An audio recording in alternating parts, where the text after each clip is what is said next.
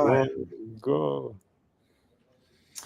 Hello, everyone. I'm Dr. RB from Influence, and I'm really excited today because we're going to be doing a live with two folks that I think are doing an amazing job. Their company is called Mecas, and we're going to have a little bit of a dialogue about AI and HR. And I have here today Claudio Heinze, and he began his career in IT recruiting, later serving as a managing director of a leading recruiting company. But then he ended up getting involved and transitioning into the tech space. He founded his first startup with a co partner, and now they're consulting emerging companies on go to marketing strategies. So today we're going to be focusing on building cutting edge AI solutions for businesses, which is what Mecas specializes in. And they also combine the entrepreneurial spirit and technical acumen to drive innovation and growth. So welcome, Claudio. Thank you. Thank you a lot for the warm intro. Very, very pleased to be here. Yeah, we're both very much interested in AI. I think we're like AI Exactly. nerds. Yeah. It's an up and coming technology, and I mean, I'm really excited to get more and more involved in it. Can you tell us a little bit, Claudio, what got you excited in AI? I mean, AI is kind of like the internet bubble.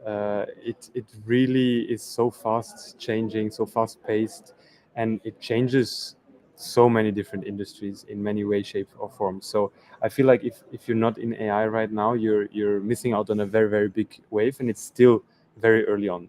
So yeah, that's personally why I'm very, very interested about AI. What about you? Yeah, I think it's very similar. I think what I like is the fast change. Yeah. There's transformation happens quickly, especially for the people that decide to use it.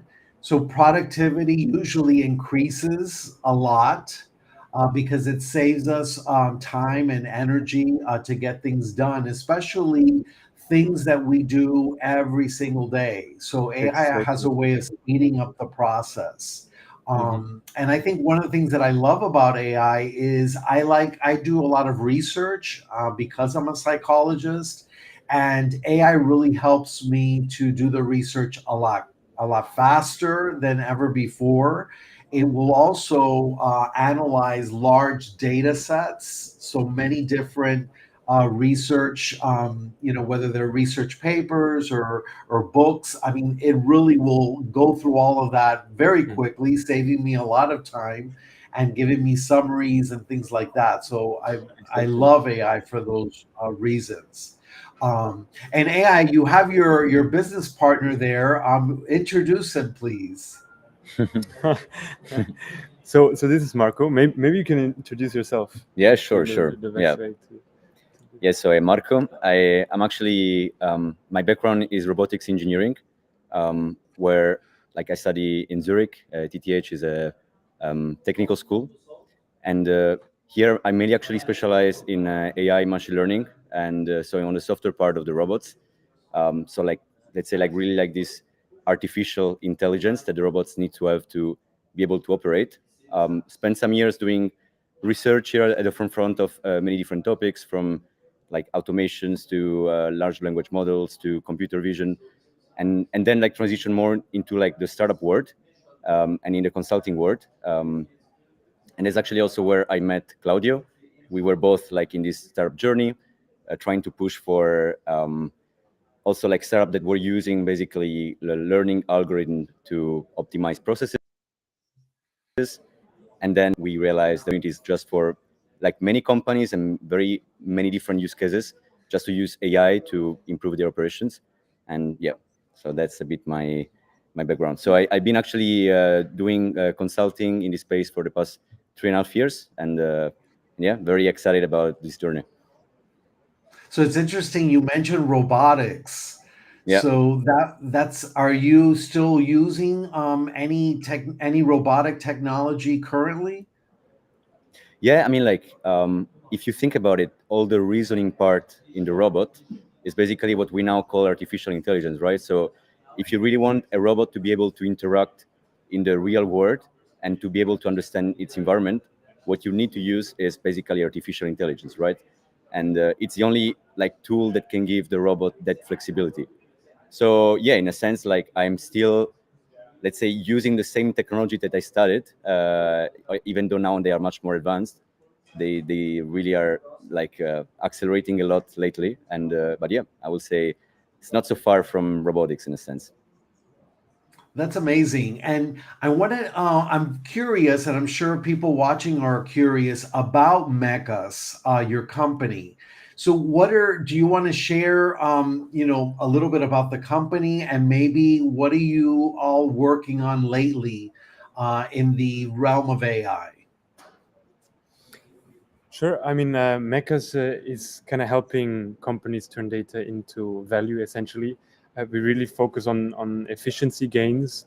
How can bigger corporations implement AI into their operations? Because everyone hears, okay, I need to implement AI, but how can I actually do that? And maybe we can also transition into okay, how about I'm an HR leader? How do I use AI? For my business, and how do I improve my processes? Those are all very, very interesting questions, and there are so many use cases for AI right now. So, yeah. Yeah, that's great. And there's organizations now are facing because I'm coming from an HR perspective, human resource perspective, or human capital, depending on how the company uses the term. And a lot of organizations currently are facing an unprecedented challenge with succession planning. So they are looking everywhere for emerging leaders, including from within the organization. And so, just kind of, because again, this is a conversation to kind of explore how can AI solutions really help these organizations and especially HR leaders identify and develop their future leadership pipeline more effectively. So, Yeah. what are your thoughts with that? Very, very interesting question. So first of all, I mean, we're humans. Humans have a bias, right?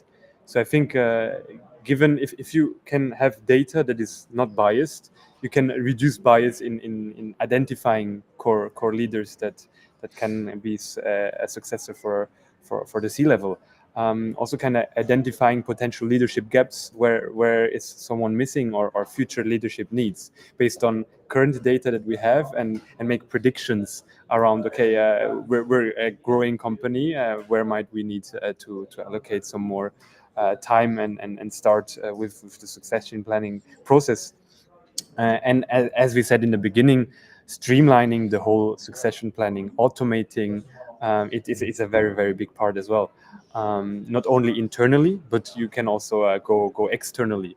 I mean, identifying key leaders in this whole World Wide Web, based on kind of triggers. Okay, when is a CEO maybe leaving a company, might be a good time to already reach out. But we don't have the overview right now. I mean, a human doesn't have the capacity to check every website or every major platform that might be of relevance. But then a machine can. So there we can sort of help a lot in identifying also kind of external opportunities. So there are many different parts. Also, pre-screening I find very, very interesting, because for leaders as well, you need to have many chats. But usually, what I've heard from other HR leaders, the first chat, you already in 5 to 10 minutes know whether it's a fit or not. But then you have the last 20 to 25 minutes of the conversation, but you already know it's not going to be a fit. So usually recruiting companies offer also this service, kind of, okay, we do the first call for them, and then we already pre-screen them. But now AI can come in and essentially help you with the pre-screening, and then you don't lose these 30-minute blocks, which if you have many calls, then it adds up, right? So I would just touch base on these criteria. Yeah.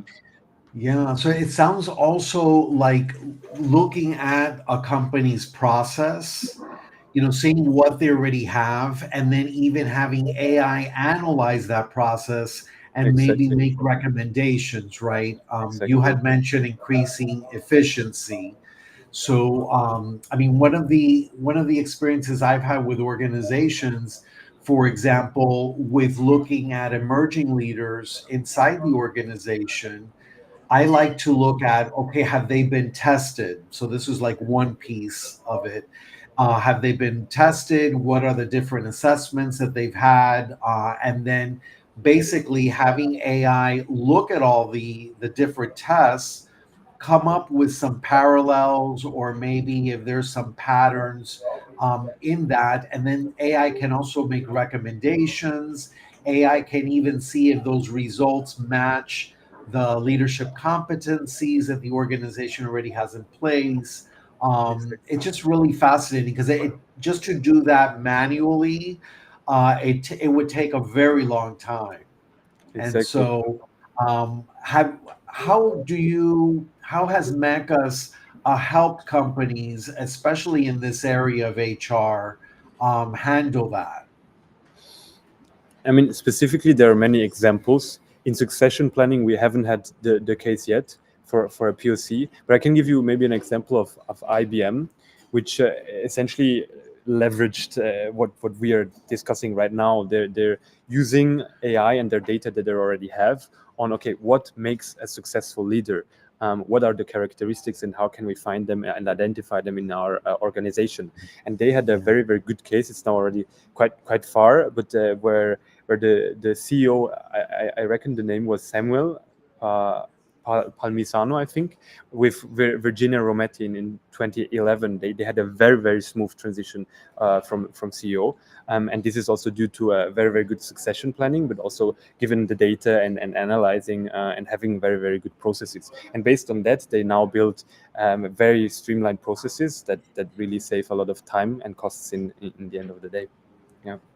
Yeah, that's interesting. And I imagine when working with an organization, you might need to build like a knowledge base, Mhm.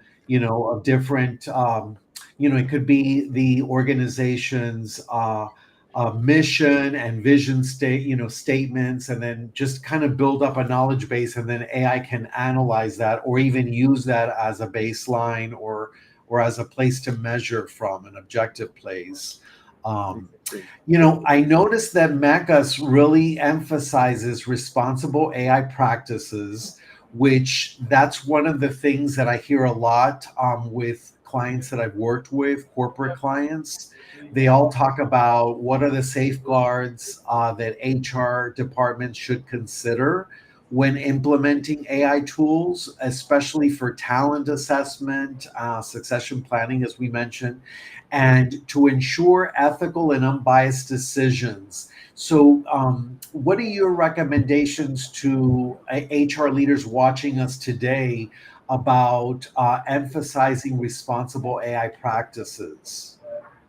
Okay, maybe I will take this one since it might also have like some bit more technical implications. Um, and I think like a good starting point, I think, I mean, there is a lot of talking about bias, right? Like we are well aware that especially in the hiring process, bias can play a big role. And these biases usually also come already, let's say, with people, like the HR people themselves, right? That maybe they already have somehow like a bias on like who they think might be a good fit for that role, right? But then, okay, what is bias, right? So like, let's maybe understand a bit more what is bias. And a bias is simply actually like a shift from an original distribution. But now we also need to understand what is this original distribution. Because, for example, if we focus on gender bias, for example, then we see that, for example, okay, the population distribution in the herd has 50% women, 50% men, right? But then when we look at CEOs, we see that, for example, in the percentage goes in like around 5% of the global CEOs are women, and the rest are men, right? So that's already like a big bias, like if we compare it to the original distribution, which was the population distribution. But now, for example, if we focus on a specific country, for example, Norway, we can see that now, for example, women are 30%, like the CEOs are 30% women, and the rest is men, right? So we can see that it's really, and that's already another bias with respect to the whole CEO distribution, right? So like, first of all, we need to understand what's our goal here. So if our goal is really to try to somehow replicate the original like Earth distribution on how maybe men and women are distributed, or how maybe certain ethnicities are distributed, how maybe other minorities are distributed, right? Then what we have to do is to somehow like recreate a data set that somehow reflects this distribution, right? So we need somehow to, first of all, train our model on data that can reflect the distribution that we are aiming for. Otherwise, we will never be able to achieve models that are unbiased in a sense, right? So yeah, that's just like a bit to kind of like ground the topic.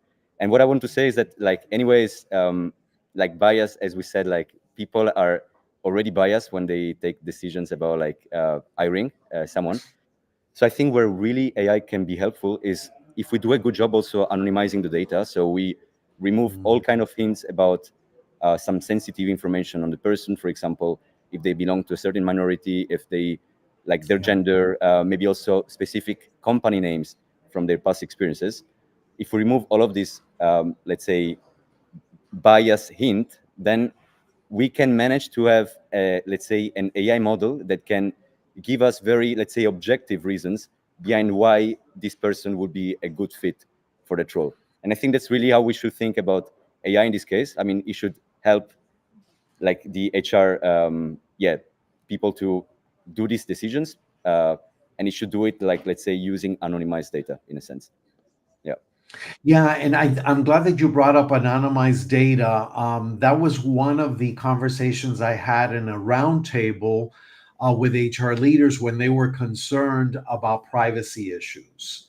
So one of the things that I brought up was, and this is just from the medical field, in Miami, which is where I'm from.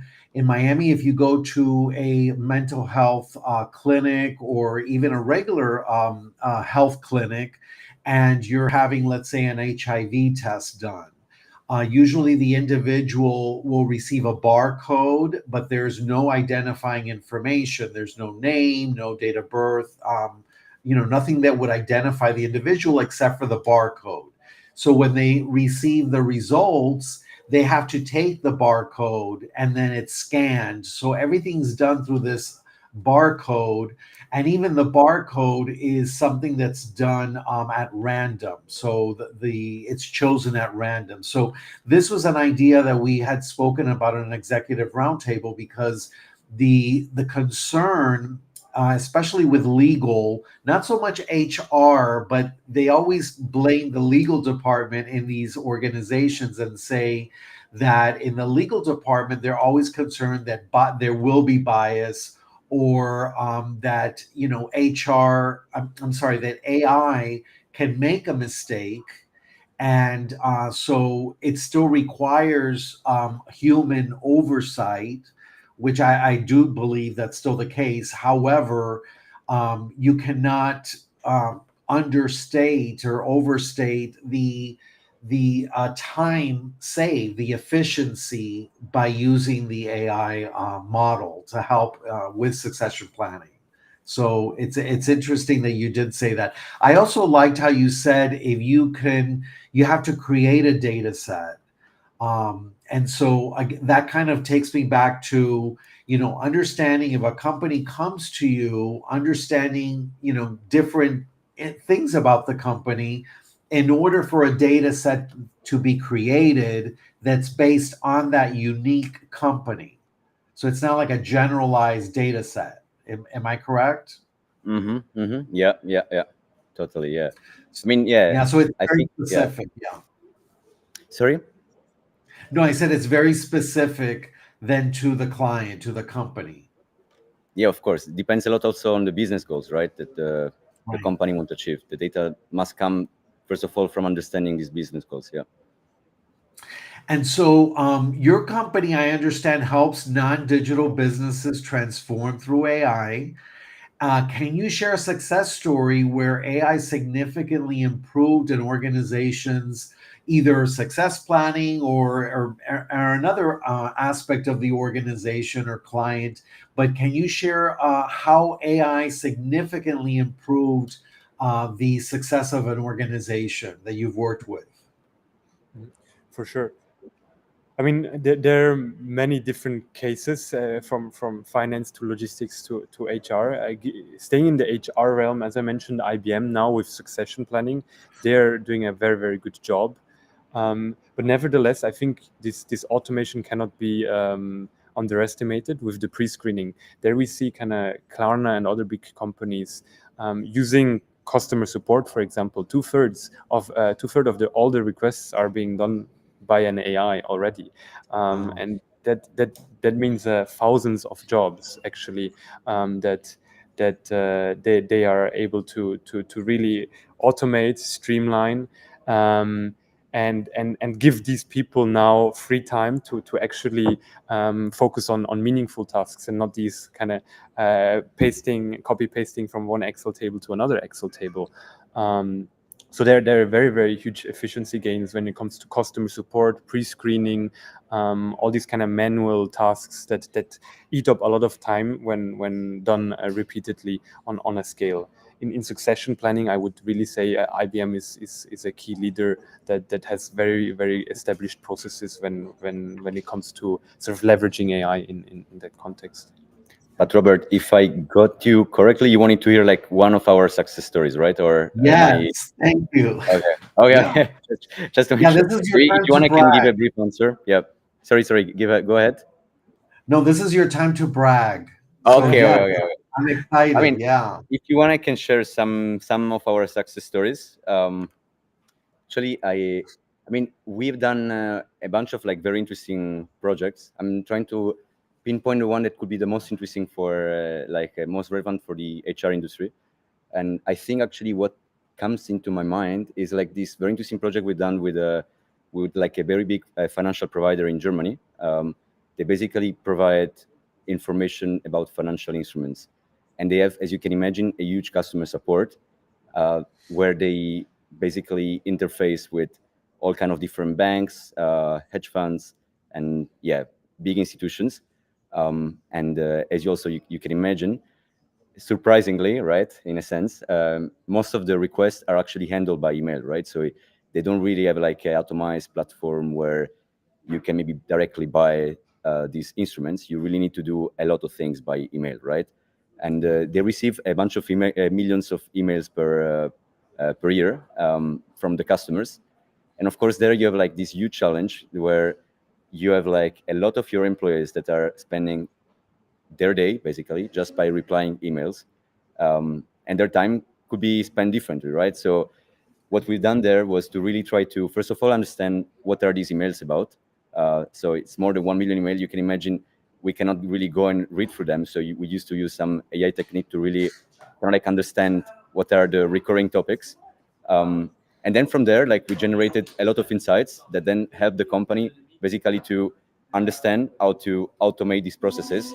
And now, I mean, actually the project is still ongoing, and basically now it's the phase where basically now we have a very good overview of where the time is being spent, and now we are trying to automate these specific processes to really free up the time from these employees. That's great. And now that you've mentioned automation, I think one of the big fears that I always find is that when you talk about automation, people think, oh no, that means people will be let go or people will become redundant. What are your thoughts about that? Just, since you mentioned automation, I thought it would be interesting to bring that up. Now, you want to go, or should I? Take it. Should I take it? Okay. I mean, actually, in our view, and this actually also aligned with the leaders we speak with. Like we often have this conversation with CEOs or like C-level executive from companies when we go there and pitch our company, right? And then what they share with us is that their concern is not much about like they want to cut their personnel. That's not really their concern. The concern is just that the people that they have employed right now are spending time in tasks that are not that valuable. So that's really Right. how we should see it. I think it's Yes. more like about like shifting. Actually, just today we had a conversation.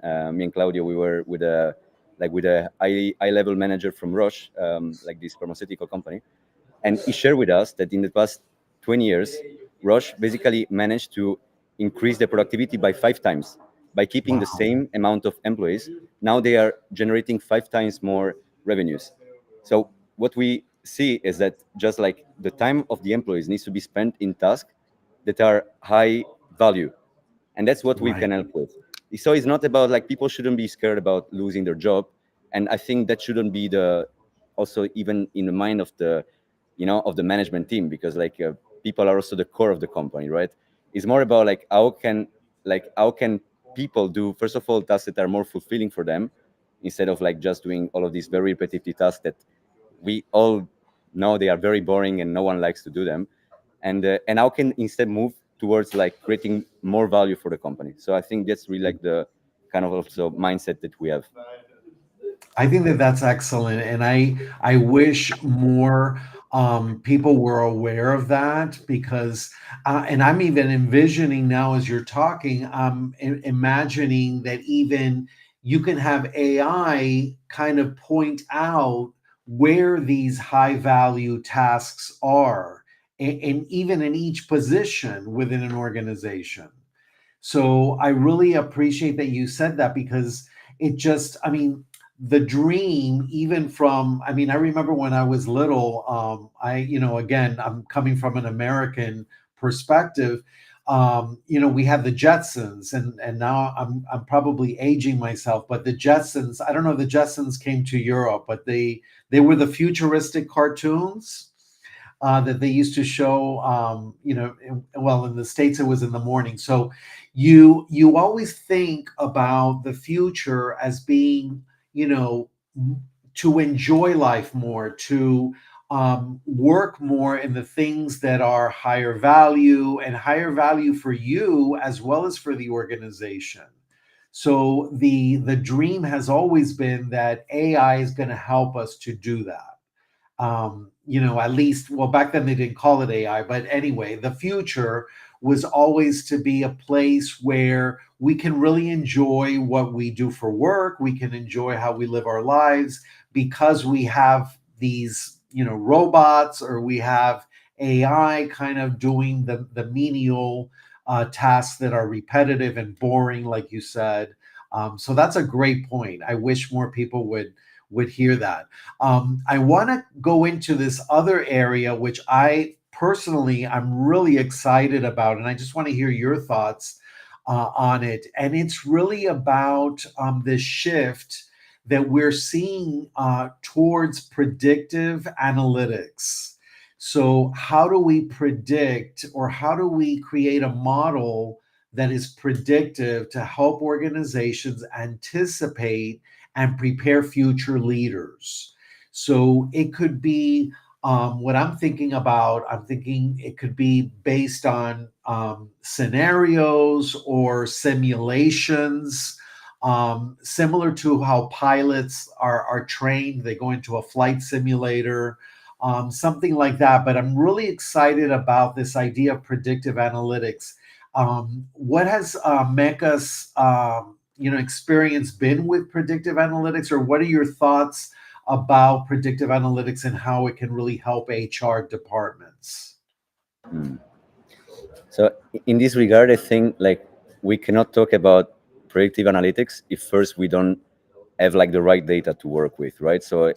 I think like really like the first step is really to make sure you have like the right data from which you can gain the insights that you are looking for. So, and that's also actually how we work, right? So we like first really do like dive deep into what data we can work with, what's the quality of this data, and maybe also how to improve this quality of the data. Yeah, and after this first step, so assuming we have the right data, right? Like how can we use predictive analytics? Actually, there are many interesting use cases here. So one is really about like if we have um, like key metrics about the performance of the of our employees, for example, also like their demographic, or like written assessments, for example, that the other employees shared about them, right? So like maybe feedback and reviews and all this kind of data. Then we can really somehow like combine all of this data together, and also have somehow like a better understanding of maybe kind of like somehow forecast like which position might get vacant in a near future, right? So like which employees are more likely to leave the position, which employees are maybe being a bit less engaged in the late time, right? So, and using this data, we can really already address the problem, right? So if we know that these people are gonna probably leave, we can already find people to take their position, right? Or if we also see that there is a lack of engagement, maybe we can try to address this very early on, right? And make sure that this somehow gets fixed in a sense.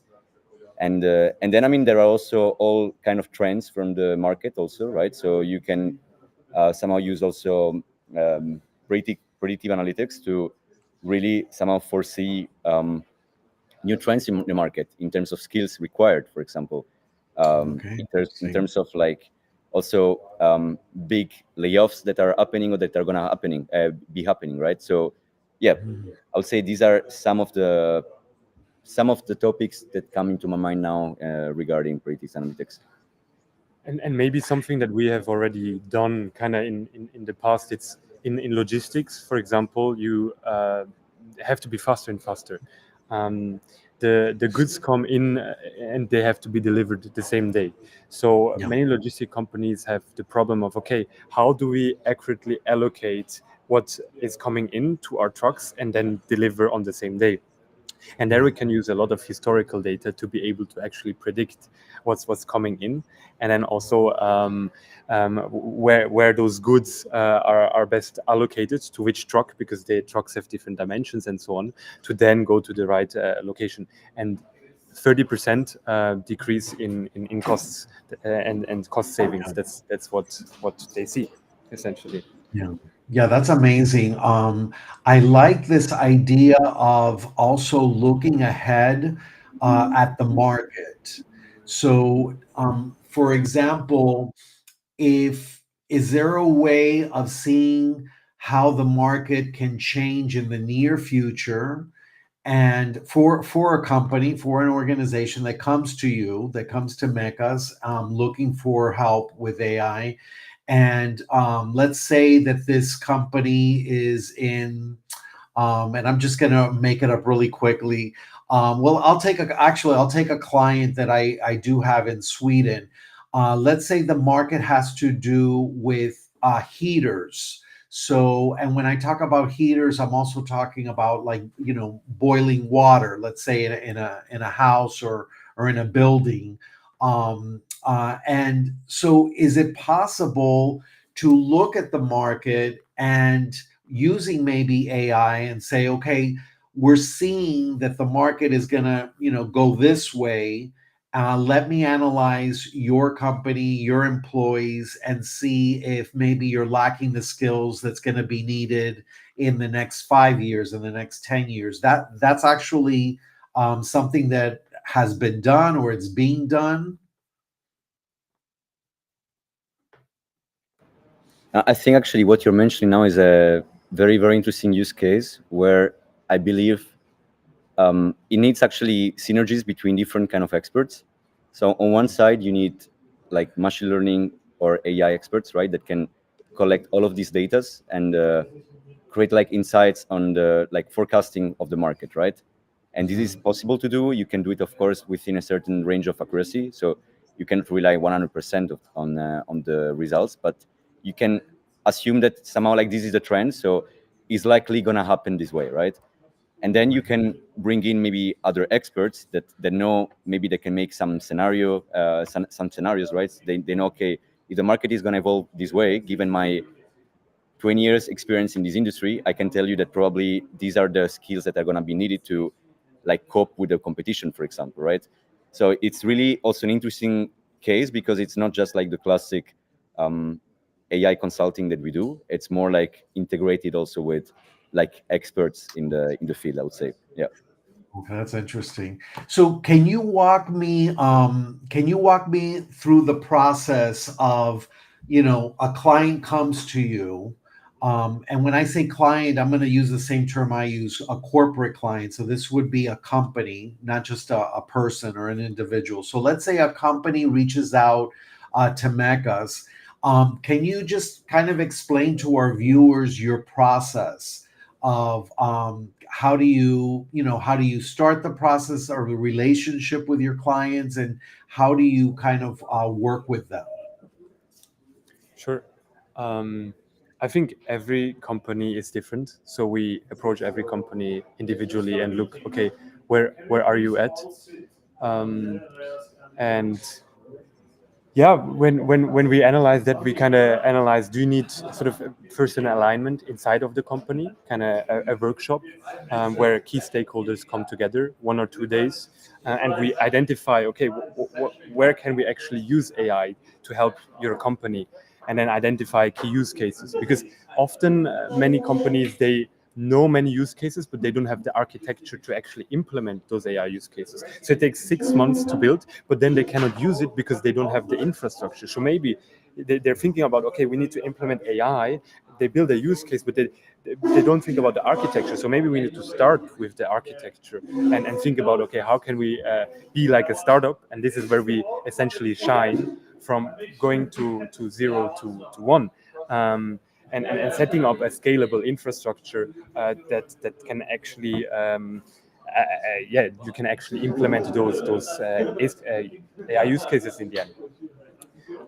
And then, once we figure that out, what are the next steps? We do POCs, proof of concepts. We see and implement them, see whether they are successful, whether you can actually already um, see are there efficiency improvements, and then if those are looking good, we can then go ahead, scale up, and really make the whole organization very, very efficient.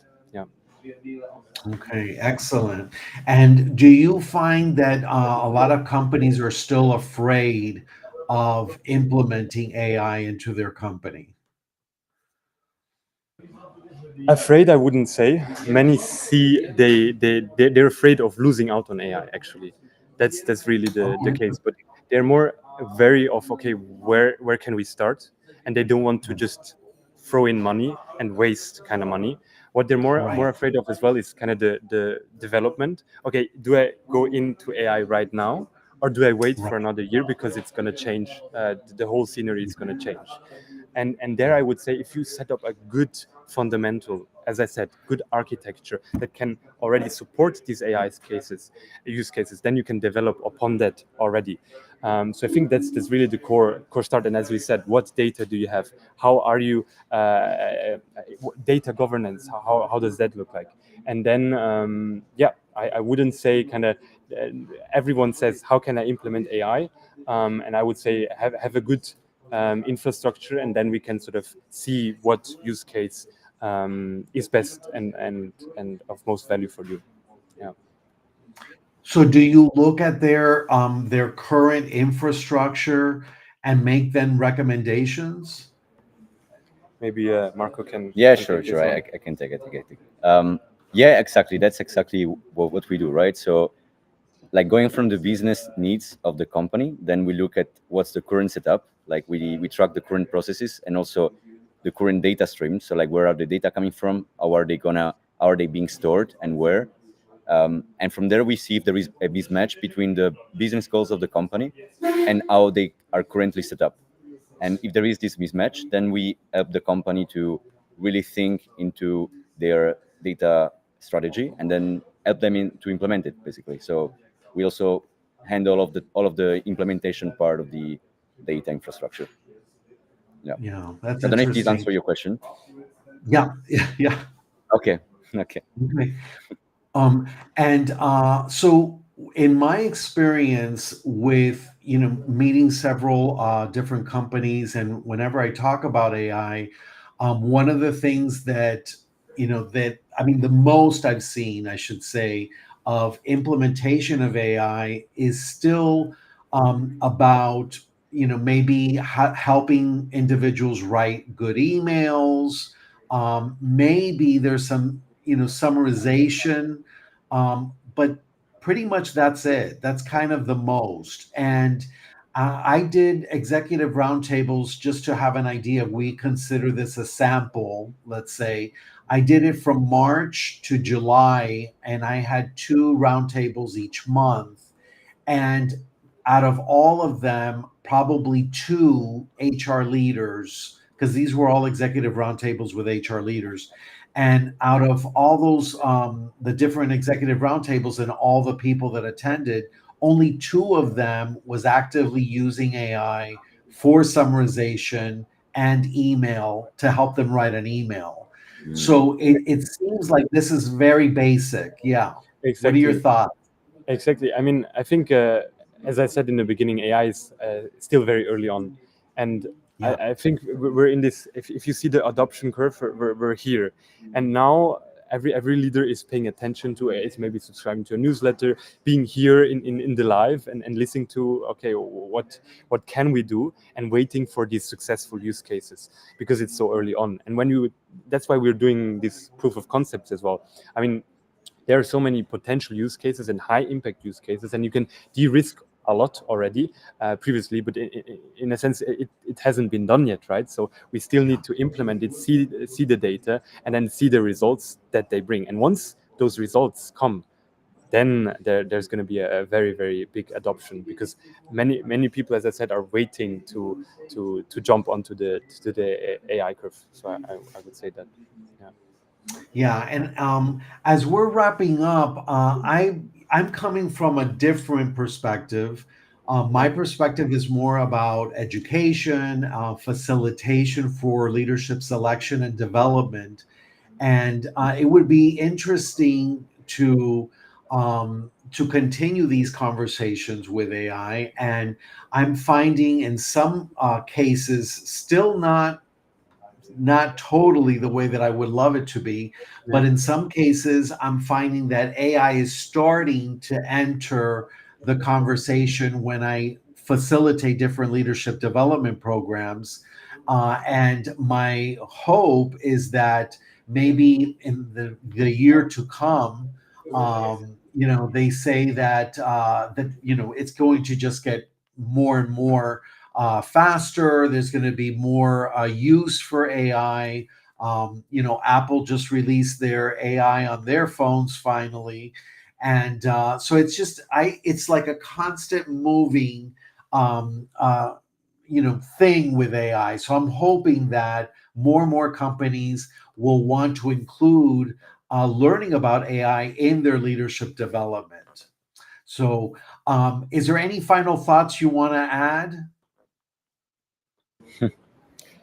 I mean, I think definitely that's the good approach. And yeah, I just like want to point out that, like, on one side, AI can really help you to automate some like repetitive and boring tasks, and really give you insights on what's happening around you, right? Analyzing big amount of data that as human we are not able to really process, right? But on the other side, you really have to see AI also as just like this helper, like this coach, this somehow companion that can really just help you in your everyday task, right? So it's really like, we don't have to forget that, like, we as human have also like a lot of other qualities that right now we cannot automate, we cannot really substitute. And so it's really just about like remembering also what's our role, what's AI role, and also understanding how AI can really come into the company to, to bring value for all of us. And I completely share also the vision that you said before about like the fact that in the future we really should focus about creating as much value as possible for our lives, right? And AI can very much help us with that. Yeah, that's Yeah, great. maybe adding to that, I would like to give an example. I think we here at the forefront sort of AI, machine learning, and so on, know kind of how AI is influencing us and the work right now. But many people think it's going to take away their job, right? But I think Yeah. if you think more, okay, it's like ChatGPT. You use it now, and you prompt it, kind of you tell it what you want, and then you can create a good email or good ideas on a project. And this is essentially what we're doing as well. We're just helping you becoming more efficient with what you do, and then you don't need to do these boring tasks of, oh, it takes me now half an hour just to draft the first email, and then I need to adapt another half an hour, and it took me 1 hour just to send one email to my boss or whoever it may be. But now it takes you 5 minutes because the draft is already done. You then say, okay, I want this and this and this, and this is sort of my maybe analogy towards what we're doing with different applications. We're not kind of saying, okay, your job is obsolete. It's more kind of helping you become more efficient and actually being able to be more creative in what you do.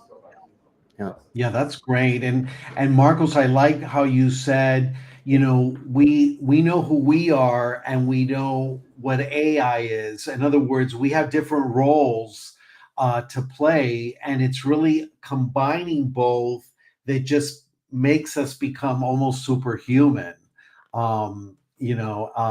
I think thanks to AI, I've been able to summarize, I don't know how many YouTube videos. I don't have to watch them anymore. I have an AI that would just go through the video and give me a synopsis right away. And if I decide I want to go into it and look more into the video, then I'll watch it. But it's a great way to save time and to help me do other things. So what I would like for the viewers to see, I do have here a way, if you want to reach out to MECAS, I have here their email, which is there at the bottom of the screen. You guys also see it there, correct? Just to make sure everybody sees it. We see our website, but there you can also find our email. Yeah, so you have the website there. So if you want to get a hold of Marcos or Claudio there with MECAS, they're, really will help you with your AI, whether it's automation or whether it's with succession planning. And I'm Dr. RB. You have my website there as well. If you want to get a hold of me, there's a way of getting a hold of me there. And, this is going to be recorded after the live. So if you didn't get a chance to join us on the live, this will definitely continue offline. And so if you have any questions, you'll be able to write them in, and I can, forward the questions as well to MECAS, to Claudio and Marcos. And we are streaming. We have been streaming on YouTube and Facebook as well as LinkedIn. So there's, hopefully we'll have plenty of individuals who are interested in AI and how to use it within the organization. So thank you, gentlemen, for being part of this conversation. I think it's a very important one to have. And I look forward to continuing the work with AI. As Claudio, like you said, we're the front runners for AI, the pioneers. So I really like that. So thank you both, and wishing everyone a good Friday. And again, let's continue this conversation with HR and AI. Thank you so much. Thank you, Robert. You've been an amazing host, by the way. I really enjoyed having this conversation with you. Likewise. Okay, thank you. Bye-bye. Have a nice day. Bye-bye.